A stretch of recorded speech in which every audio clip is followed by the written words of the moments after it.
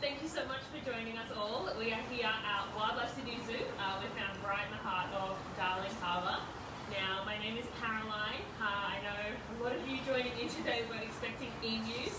If you tuned in a couple of weeks ago for the emu x-ray, you would know about how the weather is heating us so much at the moment. And once again, we have been foiled by these really dark clouds and on and off rain once again. So we're not going to be able to do the emu x-ray today because our equipment is incredibly sensitive and our emus live outside, so it'd be really difficult for us to do that for you. So what we're going to do instead is what we think is everybody's favourite animal. We definitely didn't want to disappoint anybody, so we thought, what can we offer that nobody would be upset that they're not going to get emus? So we thought, you know what it is? It's definitely koalas. So we've got our vet team here today. We have Dr. Mike, our vet, we've got Kelly, who's our vet nurse, and we have the beautiful Scarlett. Now, Scarlett is one of our koalas. She was born right here at Wildlife Sydney Zoo. And we've got our vet today. We're going to do a little bit of a health check on her. So Scarlett is actually a mum, so she's a first-time mum. And to be a koala mum isn't the same as your dogs or cats at home. These guys are a marsupial, and that means that they have a pouch, and when they give birth to very underdeveloped young. So when Scarlett was pregnant, she was only pregnant for 35 days. And when her Joey was born, it's the size of a jelly bean. Now it had to make its own way from the birth canal into the pouch. Once it made it to the pouch, it attached to mum's teat and started to drink her milk. And now the Joey's about 4 months old. It's still tiny. We have barely any fur, and it's just getting. In a few months, it'll be starting to get big enough that we're going to see to start emerge from the pouch. So it's a really important time for us to make sure that Scarlett is in prime health, to make sure that she has everything that she needs to take the best possible care of her very first baby. So we might hand it over to Mike, and he can tell us a little bit about what you would look for to establish whether or not our koala is nice and healthy. Good morning, everybody. This is just like looking at any other animal, except that the shape is different and the size is different. But we're going to look at the eyes, make sure they're nice and clean and there's no discharges. And the nose, we don't like this very much. Looking inside the ears, there we go. Over foot. She won't let us see the teeth. There they are, nice and clean. A little bit of blackness on them, which is the tannin that comes from the leaves they're eating, from the gum leaves. We have a little listen to her heart, same as we would to you.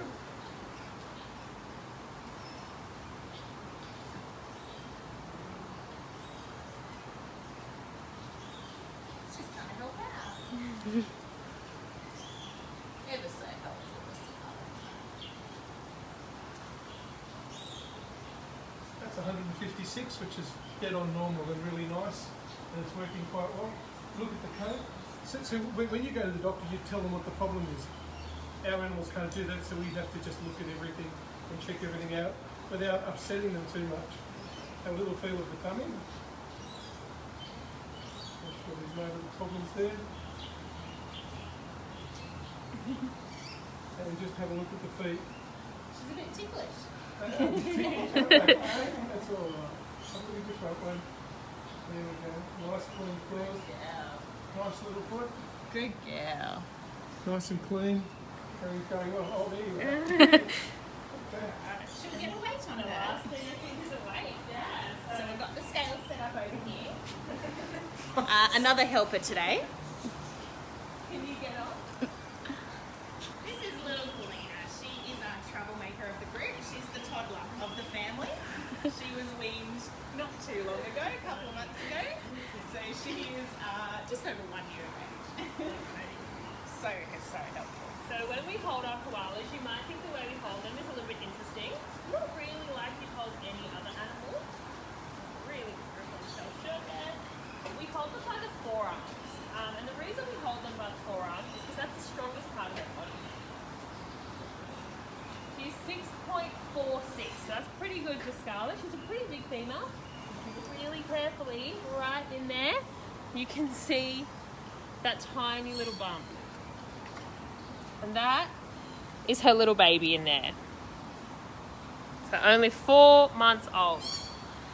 Now, once they start to emerge from the pouch, that's a really interesting time for our koalas. It's a pretty challenging time as well, because it's when they start to wean from a diet that's just mum's milk to one that is their solid diet. And their solid diet are these eucalyptus leaves that you can see all in the trees, in all of the perches in this enclosure.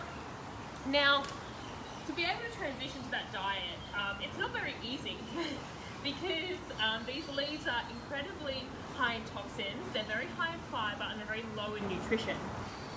So what our koalas have to do is get the bacteria in their stomach that they'll be able to digest these leaves.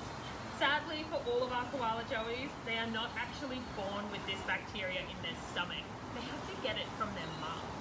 Now, it's pretty early, but I hope you've all had breakfast because I'm going to tell you something that is really disgusting.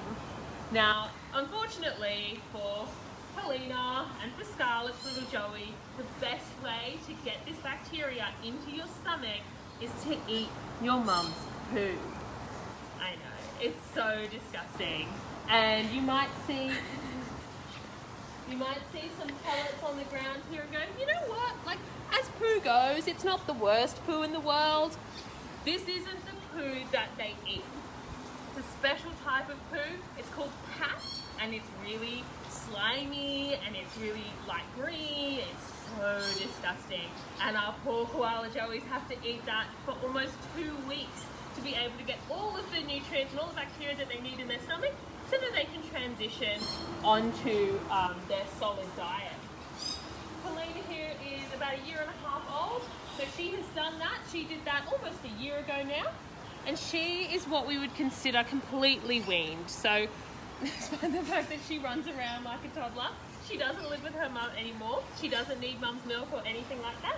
And probably in a year or two, she's going to reach her full size, which is about 6 to 8 kilos for a female. Now, we do this exercise with all of our koalas every single week. We get them all down and we weigh them all because we want to make sure that they're all really, really nice and healthy. And you can see here that Helena is definitely ready for her vet check. So we'll turn, you can't, I've got to turn it on. She's the only female that wants to be weighed. Just a minute. Alright, go for it. Jumping on yourself? What do you need? Yeah. Oh my. So she's about 4.5, 4.46. So that's pretty good. So you can see she looks pretty small, so she's got a bit more growing to do. And what we might do is try and get some more of our females down, and we'll give Helena a little bit of a break. But while we're getting our next koala down, maybe I'll introduce you to some of the other ones we have around here. So this is Sandy. Sandy is nice and quiet, behaving herself unlike all the others. Now, something really special about all of the animals we have in this exhibit today, so they were all born here at Wildlife Sydney Zoo. So we have a really amazing breeding program. In this exhibit, we have all ladies. So the ladies don't mind living together, but the boys live alone. And the reason that all our boys live alone is because they are incredibly territorial. So the best way to tell the difference between a male and a female koala is a scent mark that they have on their chest. There's this really kind of dark, smelly, goopy patch, and they rub that on every branch and every surface in their territory, and that's how they tell the other boys that this is their home and that they're not welcome. Now, we have 3 boys here at Wildlife Sydney Zoo, and they are part of our, like I said, our really important breeding program. And the breeding season is normally over summer, so we've just come to the end of it now, and that's why we're seeing our females with these joeys inside their pouch. And they're probably not going to come out until they're sort of like 6 to 8 months old. That's the best time for our koalas because they are starting to come out. They're really fluffy and really, really cute. Definitely the best time to come. Now, we'll keep walking around. We'll see what's going on over here. Looks like we've got another koala up here. Her name is Cora. She's another little girl who's born here.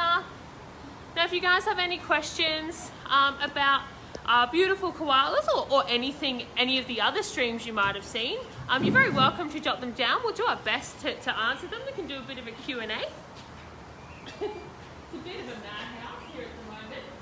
But what we're hoping to show you is a female koala that you might have met a little earlier in the week.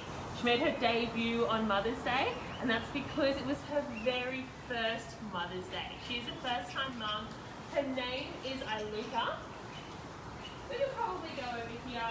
We'll leave her in the tree. We'll just have a little look. You can see a little arm hanging out there. Now, Iluka's Joey is about 7 months old.